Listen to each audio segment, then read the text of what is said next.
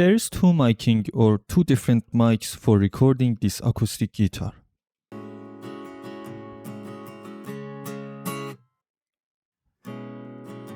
They are a little bit different because of the positions or different mics. So there's two tracks. I panned one to left and another one to right, as you can see here. When they were centered, this is what it sounds like.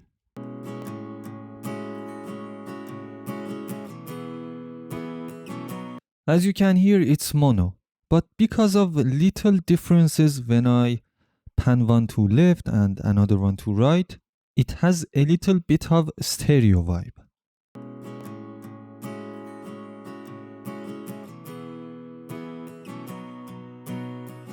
So how do I enhance it, make this stereo field bigger and guitars more distinct? I have loaded SSL native X-Phase on one of them or the left channel. You could do it for whatever you want. For right channel it works too. And there is two sections in this plugin.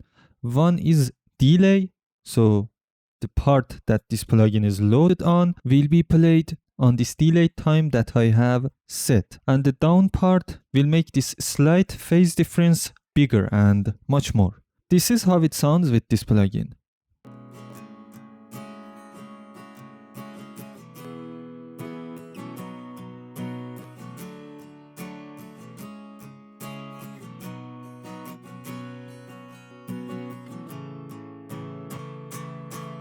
It is much better and sounds so great. Space is bigger, guitars are more distinct, and you can feel that difference. Let's hear it in whole song, without this plugin and with this plugin.